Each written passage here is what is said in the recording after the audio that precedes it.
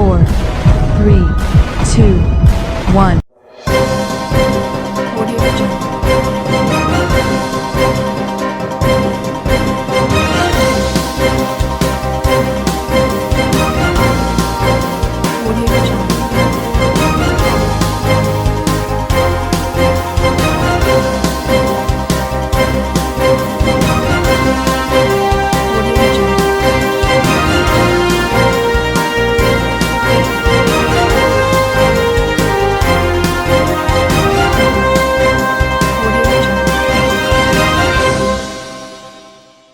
नमस्कार, मैं हूं नरेश राघानी और आप देख रहे हैं हॉराइजन न्यूज।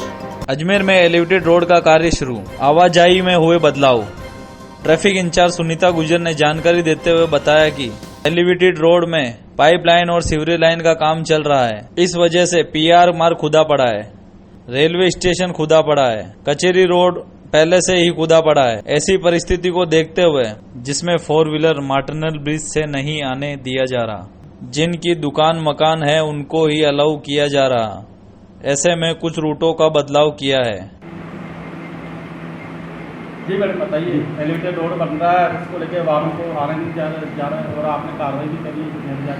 बिल्कुल एलिवेटेड रोड बन रहा है और एलिवेटेड रोड की वजह से ही पैरेलल 2 जगह काम और चल रहे हैं, एक तो पाइपलाइन डालने का, एक सीवरेज लाइन का। इस वजह से पूरा पीआर मार्ग खुदा पड़ा है, स्टेशन रोड खुदा पड़ा है, कचहरी रोड है वो ऑलरेडी एलिवेटेड रोड की वजह से खुदा पड़ा है। ऐसी परिस्थिति में देखते हुए हमने पूरे शहर में डाइवर्जन किए हैं, जिसमें 4 व्हीलर को मार्टिनल ब्रिज से नहीं आने दिया जा रहा है, 2 व्हीलर्स वगैरह आ रहे हैं और जीसीसी पे भी रोका जा रहा है और जिनकी दुकानें मकान हैं उनको ही अलाउ किया जा रहा है।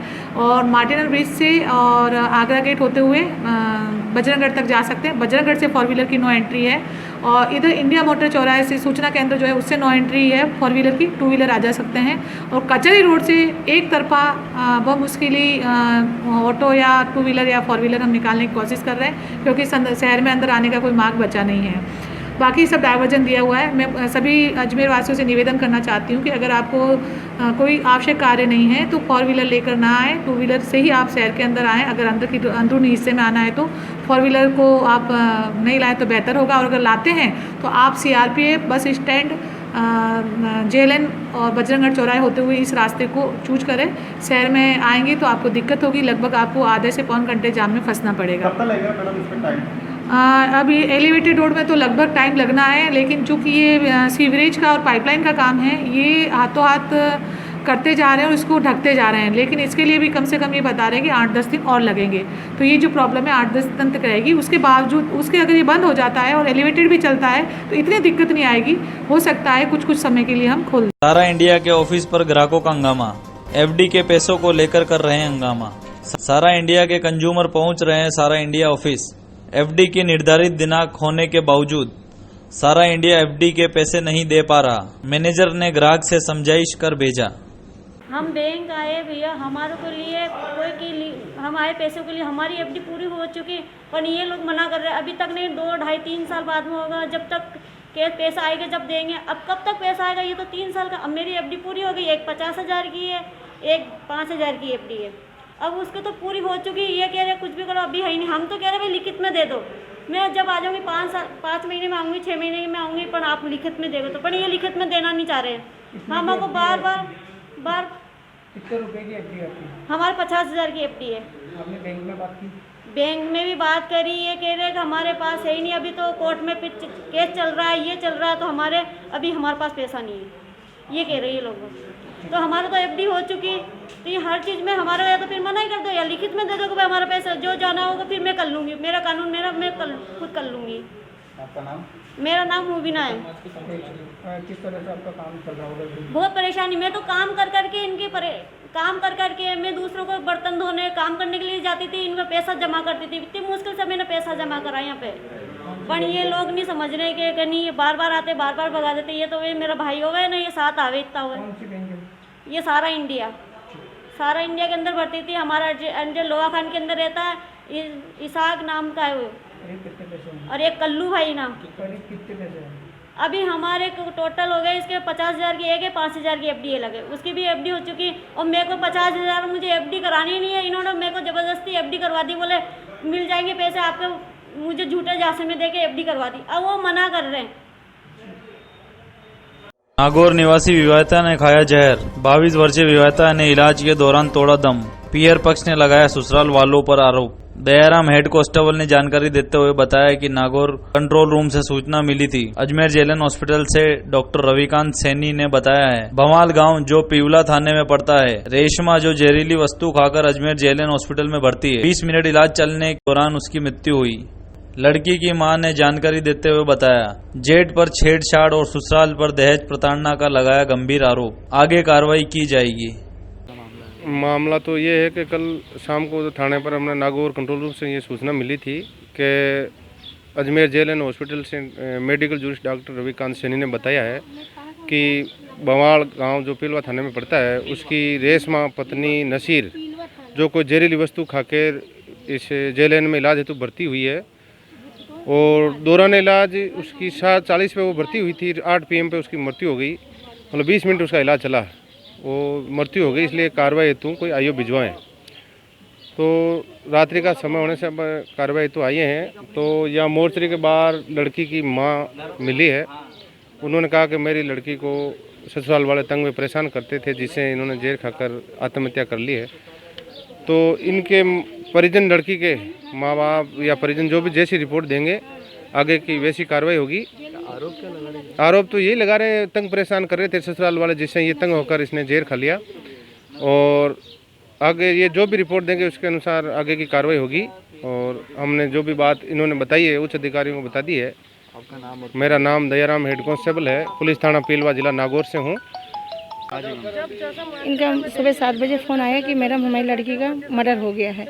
तो हमने कैसे, तो बताया कि भोपाल गांव में अपनी लड़की को 3 साल पहले मैंने शादी की थी और 4 बजे मेरी बेटी का फ़ोन आया था कि मम्मी हमारे जो जेठ हैं वो छेड़छाड़ कर रहे हैं और हमारे हस्बैंड कह रहे हैं 30,000 लाओ, 50,000 लाओ, 60,000 लेकर आओ और मम्मी आप हमें तलाक देने के लिए कह रहे हैं, आप मम्मी आ जाओ जल्दी। तो मैंने बेटा मैं सुबह आ जाऊँगी, देखेंगे।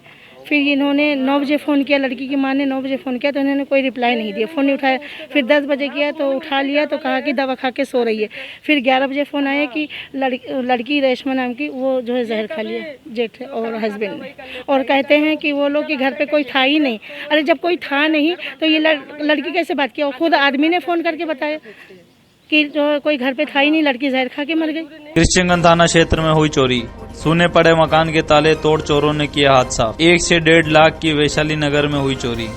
अजमेर कृष्णगंज थाना क्षेत्र अमरदीप कॉलोनी वैशाली नगर में सूने मकान के ताले तोड़कर चोरों ने नकदी व माल पर किया हाथ साफ। मकान मालिक ने बताया कि वह विजयनगर कार्यरत है। लॉकडाउन के चलते उसकी पत्नी व बच्चों को भी वह साथ ले गया। मालिक ने बताया लगभग 1.5 लाख के माल पर हाथ साफ किया। हाँ, कहाँ पे गए हो तो क्या आप वापस लौटने क्या देखा? मेरी ड्यूटी एक्चुअली में CSC विजयनगर में है। तो 23 मार्च को जब लॉकडाउन हुआ था तो मैं वहीं था, विजयनगर में ही पोस्टिंग थी तो वहीं पे मैं था। और गेट ये घर बंद पड़ा हुआ था तो पीछे से मेरे को 1 जून को पता चला कि यहाँ पे ताले टूट गए हैं, चोरी हो गई है। जब रिश्तेदारों ने फ़ोन किया तब मैं 2 तारीख को आया, आके देखा तो दोनों दरवाजे टूटे हुए थे, ताले टूटे हुए थे और यहाँ पे काफ़ी चोरी हुई थी। सारा सामान चोरी हो गया, जो भी LCD TV था और लैपटॉप था, एक कूलर था, कैमरा, कपड़े, चांदी का कुछ सामान, ये सब चीज़ें चोरी हो गई। करीब कितने का माल था आपके? तकरीबन 1.5 लाख रुपए के आसपास हो गए सर। कंप्लेन करी आपने? बिल्कुल कंप्लेन कर दी, मेरे पास FIR की कॉपी है। कौन से थाने? कृष्णगंज थाने में। जी। आप क्या करते हैं? मैं विजयनगर में CSC विजयनगर में ICTC काउंसलर हूँ। तो फैमिली सुना था मकान? हाँ, मकान सुना था, फैमिली साथ में ही थी, बस मैं, मेरी वाइफ और बच्ची है, हम 3 जने ही हैं। तो क्योंकि लॉकडाउन था तो इनको भी यहाँ पे नहीं छोड़ सकता था तो साथ में लेके गया था। आपका नाम? तकरीबन 1.5 लाख रुपए का। कौन सी जगह? ये अमरदीप कॉलोनी, वैशाली नगर अमरदीप कॉलोनी। आपका नाम? मेरा नाम परेश दीपसन है। कोरोना काल ने जिंदगी के मायने ही बदल दिए। वहीं लोग के व्यापार के साथ साथ सब कुछ बदल चुका है। आज हम बात कर रहे हैं उस मनान की जो पिछले 10 सालों से लगातार गिटार बजाकर स्टेज शो के बड़े बड़े शो में शामिल होते थे, लेकिन कोरोना काल के चलते सब कुछ खत्म हो चुका है। वहीं आने वाले समय में फिर से इवेंट के काम शुरू होने में काफी समय लगेगा। अब ऐसे में मनान का कहना है कि पूरे परिवार की जिम्मेदारी उन पर है, क्योंकि वह परिवार के बड़े बेटे हैं। 1 महीने पहले उनके पिता का देहांत भी हो चुका है। वहीं पूरे घर की जिम्मेदारी मनन पर आ चुकी है। मनन बताते हैं कि उन्होंने कभी जीवन में सोचा नहीं था कि सड़कों पर यूं बैठकर मास्क व सैनिटाइजर उनको बेचने पड़ेंगे, लेकिन घर की स्थिति देखते हुए मनन ने बताया कि मकान का किराया और घर खर्च के लिए भी उनके पास पैसे नहीं।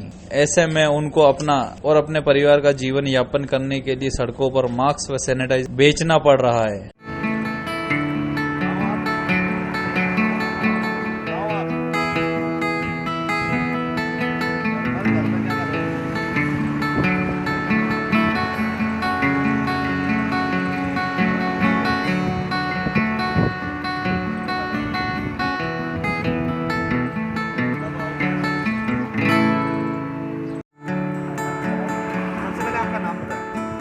मन्नान मेरा नाम है।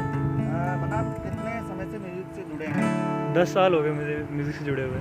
कहाँ इवेंट की अगर हम बात करें तो कहाँ इवेंट करें? इवेंट्स वगैरह गोवा, दिल्ली, मुंबई, मतलब मोस्टली इंडिया में तो जगह जगह किए ही हैं। 10 साल हो गए। हमारा बैंड है, हम लोग साथ में परफॉर्म करते हैं। उसके अलावा पुष्कर में अनंता हो गया और जितने भी रिजॉर्ट्स हैं यहाँ पे हम लोग एवरी वीकेंड परफॉर्म किया करते थे। बट अभी तो उसके बाद एकदम मास्क लॉकडाउन के बाद में होटल्स इंडस्ट्री ख़त्म हो गई, टूरिज्म ख़त्म हो गया। और उसके बाद में अभी है नहीं इवेंट्स वगैरह, कुछ भी शादी वगैरह कुछ हो नहीं रही है, तो इस वजह से घर चलाने के लिए सिर्फ फिलहाल मास्क ही कर। क्या लगता है कोरोना ने क्या लोगों की ज़िंदगी को बदल दिया?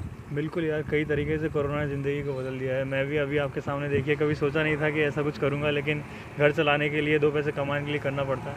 जिस तरह से दुकान लगा रहे हैं आप, किस तरह से काम?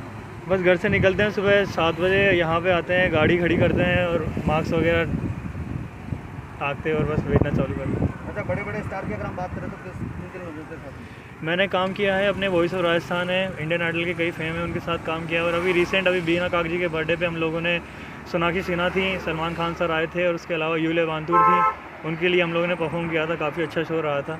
और उसके बाद में ये सब लॉकडाउन हो गया और बिल्कुल काम खत्म हो गया। एकदम ज़िंदगी में इतना बड़ा बदलाव आया है।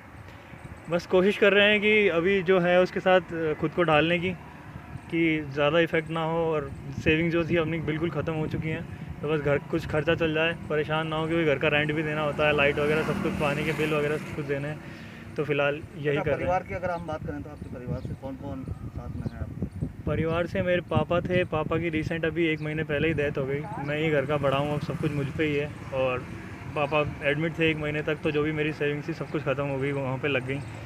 तो बस घर चलाने के लिए अब कुछ करना था, तो यही सोचा कि सैनिटाइज़र और मास्क ही एक रास्ता है। जॉब्स वगैरह किसी के पास है नहीं, जिनके पास जॉब्स थी उन्हें भी जॉब से निकाला जा रहा है। तो फिर यही कर रहा हूँ अभी फ़िलहाल। जिम्मेदारी पूरी आप पर रही है? बिल्कुल जिम्मेदारी पूरी मुझ पर। नाम बताएं। मन्नान मेरा नाम है। आज 6 जून को वार्ड नंबर 23 की हरिजन बस्ती में प्रदेश व्यापी आह्वान पर चल रहे कोरोना जन जागरण अभियान के तहत भारतीय जनता युवा मोर्चा शहर जिला अजमेर की ओर से मास्क सैनिटाइजर बोतल वितरित की। इस अवसर पर भजूमय अध्यक्ष दीपक राठौड़ ने मास्क पहनने व हाथों को बार बार धोने, साथ ही 2 गज दूरी का ध्यान रखने की सभी बस्ती वासियों से विनम्रता पूर्वक आग्रह किया। इस अवसर पर पूर्व आर्य मंडल अध्यक्ष मुकेश खींची जी ने सभी बस्ती वासियों को संकल्प दिलाया कि घर के बाहर मास्क पहने, 2 गज दूरी का पूरा ध्यान रखेंगे। इस अभियान में युवा मोर्चा संयोजक अंकित गुजर ने सभी बस्ती वासियों युवा मोर्चा कार्यकर्ताओं को धन्यवाद ज्ञापित किया। इस अवसर पर निम्नलिखित कार्यकर्ता मौजूद थे: पदम सिंह चौहान, हरीश चौरसिया, चिराग चौधरी, अमित राव, बंटी नायक, मनीष बराणा, संकेत वर्मा, सुरेंद्र सिंह, कुलदीप सिंह, ऋषि मंगलानी, अनुभव शर्मा व अन्य कार्यकर्ता मौजूद थे। प्रदेशव्यापी आह्वान पर भारतीय जनता युवा मोर्चा शहर जिला अजमेर की ओर से भाजपा जिलाध्यक्ष श्री प्रियशील जी हाड़ा जी के निर्देशानुसार आज युवा मोर्चा कार्यकर्ताओं व भाजपा कार्यकर्ताओं ने वार्ड 23 की हरिजन बस्ती के अंदर मास्क व सैनिटाइज बोतल बांटी। साथ ही सभी कॉलोनी वासियों को 2 गज दूरी का खास तौर से ध्यान रखने का आह्वान किया गया और सैनिटाइज बोतल व सैनिटाइज बोतल के साथ में जब भी घर से बाहर निकलें मास्क के लिए निवेदन किया गया, आग्रह किया गया। और सभी कॉलोनी वासियों ने संकल्प लिया कि 2 गज दूरी का वो खास तौर से ख्याल रखेंगे। सभी युवा मोर्चा कार्यकर्ताओं ने बड़े जोश और खरोश के साथ इसमें भाग लिया। मैं दीपक सिंह राठौड़, युवा मोर्चा जिलाध्यक्ष Ajmer. I am young at heart, कहा डॉक्टर संजीव महेश्वरी ने। 57 वर्ष की आयु में आज तक रोज साइकिल पर जेएलएन अस्पताल आते हैं डॉक्टर महेश्वरी। होराइजन हिंद से की विशेष बातचीत। पर्यावरण संरक्षण को लेकर दुनिया भर में महज बड़ी बड़ी बातें होती है। अखबारों में छपने के लिए नेता पेड़ बांटते हैं, सरकारें पैकेज घोषणा करती है, लेकिन बहुत कम ऐसे लोग हैं जो पर्यावरण को बचाने के लिए खुद अपने जीवन में बदलाव लाते हैं। कुछ ऐसे ही सहज रोगियों में से है हमारे अजमेर के जेएलएन मेडिकल कॉलेज के सहायक प्राचार्य डॉक्टर संजीव। लॉकडाउन के दौरान 70 दिनों से आज तक घर से अस्पताल साइकिल से ही आते जाते हैं। सर्दी के दिनों में वे अस्पताल आने जाने के लिए साइकिल का उपयोग करते हैं। होराइजन हिंद से विशेष बातचीत में डॉक्टर महेश्वरी ने कहा कि ये सोचना जरूरी नहीं है कि लोग क्या कहेंगे, बल्कि ये जरूरी है कि आपको क्या पसंद है। बचपन में साइकिल, जवानी में मोपेड और नौकरी लगी तो घर में 2-2 कारें आ गई। ऐसा नहीं है कि अस्पताल आने जाने के लिए कार का उपयोग कर सकते हैं, लेकिन अस्पताल घर से 2.5 किलोमीटर की दूरी पर है, तो ऐसे में आने जाने के लिए साइकिल का उपयोग बेहतर है। 57 वर्षीय डॉक्टर महेश्वरी वाकई एक जिम्मेदार भारतीय हैं। वह जेएलएन अस्पताल में दिन भर कोरोना के खिलाफ जंग में लगातार मरीजों की सेवा कर रहे हैं। बदलाव लाकर मानवता को प्रदूषण मुक्त रखने की जिम्मेदारी भी निभाते हैं। उनसे जब उनकी उम्र का आंकड़ा पूछा गया तो डॉक्टर संजीव बोले, I am young at heart, मैं दिल से अभी भी जवान। मैं साइकिल तो खैर बचपन से चलाते हैं, हर आदमी ने मेरे ख्याल साइकिल चलाई हुई होगी। साइकिल किसी भी व्हीकल चलाने का एक बेसिक है। साइकिल पे आपको बैलेंस करना आता है, ब्रेक पैडल वगैरह आते हैं, तो आप कुछ भी कर सकते हैं, कोई भी व्हीकल चला सकते हैं, ऐसा मेरा मानना है। उसके बाद कुछ समय की समस्याएं, कुछ परिस्थितियां बदली, व्हीकल आई, गाड़ी आई, 2-2 कारें हैं, उससे मतलब नहीं है। पिछले दिनों जब लॉकडाउन हुआ देखा सड़कें बिल्कुल खाली पड़ी हुई है, वापस अपनी साइकिल निकालते हैं। इससे पहले मैं हर सर्दी साइकिल पे आता था। सर्दी कारण ये है, गर्मी में थोड़ा जाते हैं, पसीना वसीना आता है, फिर घर पे जाके आपको वापस अपना काम संभालना है, तो इसलिए नहीं संभव होता गर्मी में। लेकिन जब देखा बिल्कुल सड़कें खाली पड़ी, साइकिल वापस निकाली और पिछले करीब 3.5-4 महीने से लगातार साइकिल पे आ रहे हैं। ये मुझे मेरे मन की फीलिंग है, मुझे किसी को दिखाना भी नहीं है कि मैं साइकिल चला रहा हूँ। ये तो आप मुझे अभी सामने मिल गए इसलिए आपसे बात हो रही है, वरना मैंने तो किसी को कहा भी नहीं मैं साइकिल पे आता हूँ। मुझे अच्छा लगता है, मेरे शरीर को अच्छा लगता है, मेरे मन को अच्छा लगता है, और that is why I do it. Ajmer के डिस्टेंसेस छोटे हैं, कम डिस्टेंस है, आप आराम से आ जा सकते हैं और उसके बाद अपना काम भी कर सकते हैं। भगवान ने सबको 24 घंटे दिए हैं। अगर मान लीजिए मुझे समय नहीं मिलता, कुछ एकेडमिक कमिटमेंट है, कुछ क्लिनिकल कमिटमेंट है, कुछ एडमिनिस्ट्रेटिव कमिटमेंट हैं, समय सबके पास में 24 घंटे हैं। या तो आपकी नींद कम करिए या फिर और चीज़ों को कमी करिए, वो संभव नहीं है, तो चलिए इस बहाने एक्सरसाइज हो जाएगी। ये हमेशा से मेरा सोच रहा है, इसीलिए मैं साइकिल चलाता हूँ। एक्सरसाइज से घुटने में इनमें सही रहता है। ये तो मेरा सर्टिफिकेट है कि मेरे को कुछ नहीं होता साइकिल चलाने से। मेरी इस उम्र में भी मेरा सर्टिफिकेट है कि मैं मेरे घुटने में दर्द है, न मुझे कोई सांस भरती है। अब आप आइए, मैं जाते ही बैठ जाऊँगा अपनी कुर्सी पे और शुरू हो जाएगी कहानी। कोई 1 मिनट की फुर्सत नहीं है, कोई दिक्कत नहीं। मुझे तो भगवान की दया, सब ईश्वर की कृपा है। थैंक यू वेरी मच, उसके लिए बहुत बहुत धन्यवाद। सर, अपनी उम्र कितनी होगी? मेरी उम्र कितनी लगती है? मेरी उम्र 57 है। नहीं मैं लेकिन young at heart, I am young at heart. की वीडियो कॉन्फ्रेंस, धर्म गुरुओं से चर्चा। सीएम अशोक गहलोत की वीडियो कॉन्फ्रेंस शुरू। वीडियो कॉन्फ्रेंस के माध्यम से कर रहे हैं धर्म गुरुओं से चर्चा। तीर्थराज पुष्कर और दरगाह से जुड़े प्रतिनिधियों के साथ ही अन्य धर्मों के प्रतिनिधि हैं मौजूद। धार्मिक संस्था खोलने को लेकर हो सकता है फैसला।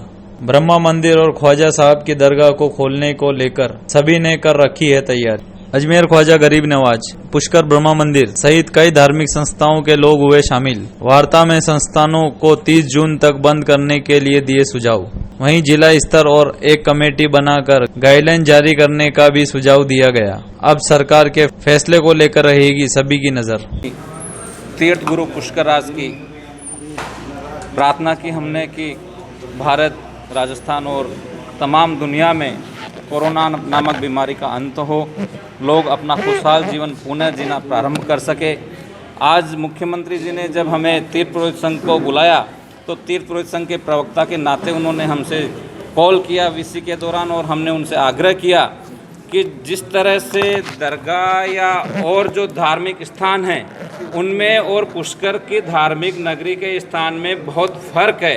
पुष्कर सरोवर के चारों तरफ 52 रास्ते हैं और ब्रह्मा जी के इकलौता जो मंदिर है पुष्कर में, उसके भी पूर्व और पश्चिम दिशा में 2 रास्ते हैं। इन रास्तों से श्रद्धालु यजमान, श्रद्धालु पर्यटक पुष्कर के अंदर आराम से प्रवेश कर सकता है, निकास कर सकता है, सोशल डिस्टेंस की सरकारी और प्रशासनिक गाइडलाइन की पालना कर सकता है। हमने मुख्यमंत्री जी को बताया कि अब तक हम लोग जिला प्रशासन, पुलिस प्रशासन, उपखंड प्रशासन के साथ में मिलके पुष्कर तीर्थ नगरी को, जो होली पे हजारों की संख्या में विदेशी पर्यटक थे, उसके उपरांत जो पुष्कर जो पर्यटन नगरी है, तीर्थ नगरी है, वहाँ पे हमने कोरोना को प्रवेश नहीं करने दिया, संक्रमण नहीं फैलने दिया और पुष्कर के धार्मिक लोग, पुष्कर के आम लोग आज जो अपना स्वस्थ जीवन जी रहे हैं, उसके लिए हमने प्रशासन और सरकार का धन्यवाद दिया और हमने मांग की कि आजीविका की गाड़ी पटरी पे दौड़े, चाहे वो शताब्दी की स्पीड से नहीं, छुक छुक करती धीरे धीरे ही दौड़े, लेकिन आजीविका प्रारंभ हो लोगों की, जिससे कि हमें जो है सरकार के ऊपर निर्भर ना रहना पड़े, क्योंकि सरकार गरीबों को, ब्राह्मणों को, सबको गेहूं दे रही है, धान दे रही है, लेकिन देने देने के लिए आर्थिक अर्थ भी चाहिए, नगद नारायण भी चाहिए। तो हमने मुख्यमंत्री जी से आग्रह किया तीर्थ पुरोहित संघ की तरफ से कि आपके ऊपर, सरकार के ऊपर हम भार नहीं डालना चाहते हैं, चाहे महीने भर बाद, 2 महीने बाद भी अगर मंदिरों में प्रवेश जब आप खोलेंगे तब भी यही स्थितियां रहेंगी। स्थितियां कोरोना की चेंज होने वाली नहीं है। व्यक्ति को स्वयं को अपनी जागरूकता से, सतर्कता से अपने को, समाज को बचाना है। तो उनसे हमने प्रार्थना की है कि आप जो पुष्कर में मंदिरों में यजमानों का, श्रद्धालुओं का प्रवेश की अनुमति दें और हमने उनको आश्वस्त किया है कि तीर्थ पुरोहित संघ गाइडलाइन की पूर्णतः पालना करेगा। धन्यवाद। जय पुष्कराज की। माननीय मुख्यमंत्री जी के साथ में आज हमारी जो वीडियो कॉन्फ्रेंस हुई है, उसमें करीब करीब 90% सभी धर्मगुरुओं ने यही कहा है कि जो लॉकडाउन धार्मिक स्थलों का चल रहा है उसे 30 जून तक चलने देना चाहिए, क्योंकि जो मेहनत हुई है सरकार की तरफ से लोगों की जान बचाने के लिए, अगर वो खोल दिया जाए तो शायद वो बिगड़ सकती है, माहौल बिगड़ सकता है। और सभी ने करीब करीब मुख्यमंत्री जी की सराहना की है, हम भी करते हैं, हमारे कलेक्टर साहब का, एसपी साहब का और डॉक्टर सबका हम सराहना करते हैं। और मेरी भी सलाह यही है, हमने सुझाव यही दिया है कि जो धार्मिक स्थल है वो जून तक के अंत तक बंद रहे, ताकि सुविधा बनी रहे। जगह है बड़ी और ब्रह्मा मंदिर बड़ा है, वो बड़ा तो है, लेकिन है तो धार्मिक स्थल ही सभी, और धार्मिक स्थल के अंदर जब आएंगे तो वहाँ भीड़ आती है और वहाँ पे आस्था की ज़्यादा वो बात होती है, और आस्था की जब बात आती है तो लोग सुनते नहीं हैं, और इसलिए ये ज़रूरी है कि वो लॉकडाउन रहे 30 जून तक, तो व्यवस्था बनी रहेगी। कॉन्फ्रेंसिंग थी, उसमें मैंने अजमेर दरगाह के आध्यात्मिक प्रमुख दीवान सैयद ज़ैनुल आबिदीन साहब के बिहाफ पे अपने सुझाव रखे। अजमेर से मुख्यमंत्री जी से वार्तालाप करने का 2 जनों को मौका मिला, जिसमें मैं था और हमारे पुष्कर के गोविंद भाई थे। हमें यहाँ मौका मिला कि मुख्यमंत्री जी से हमने सीधे संवाद किया। हमने अपना सुझाव यही दिया कि पिछले 3 महीने से, लगभग 3 महीने से लोगों ने इतनी कड़ी मेहनत करी है, हर तरह की कुर्बानी दी है, राज्य सरकारों ने भी पूरी एकदम अपना पूरा सब कुछ ताकत झोंक दी कि इस बीमारी को रोका जा सके, और हम कामयाब हुए। आज राजस्थान पूरे प्रदेश में नहीं, पूरे देश में अव्वल नंबर पे है। तो वो कुर्बानियाँ, वो मेहनत ज़ाया ना हो, उसको देखते हुए देखिए कोई जल्दबाजी में कोई डिसीजन ना हो जाए, ये तय किया गया। जो भी जाहिर सी बात है, सब चाहते हैं, सबके दिलों में ख्वाहिश है कि धार्मिक स्थल खुलें, लेकिन 90% जो सुझाव, 99% जो सुझाव आए हैं सब लगे थे, उसमें फीडबैक यही है कि इसके लिए पूरी एक कार्य योजना बनाई जाए, पेपर वर्क करा जाए कि किस तरीके से दर्शन किए जाएंगे, किस तरीके से ज़ियारत की जाएगी, किस तरीके से इन आउट होगा।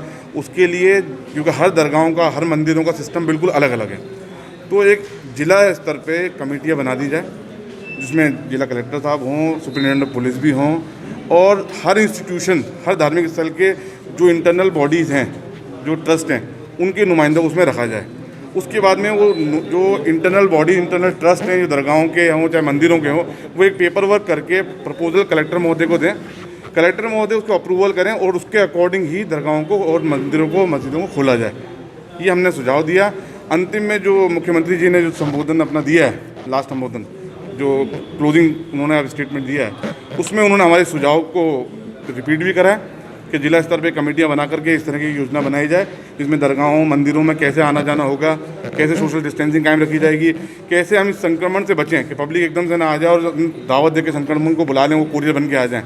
इसकी पूरी पेपर वर्क करके जो भी अब गाइडलाइन आती है हमने सुझाव दे दिए हैं, आगे जो भी मुख्यमंत्री जी की गाइडलाइन होगी उसके हम पूरा फॉलो करेंगे। अब तक धर्मगुरुओं ने पूरा साथ दिया है, दरगाह कमेटी ने, दोनों अंजुमन खुद्दाम साहिबान ने, दीवान साहब ने, हमने दरगाह की तरफ से पूरा समर्थन हमारा जिला प्रशासन को रहा है, राज्य सरकारों को रहा है, आगे भी रहेगा। जो उनका निर्णय होगा उसकी पालना की जाएगी। विस्तार से पढ़ने के लिए लॉग इन करें horizonhind.com, सच के साथ।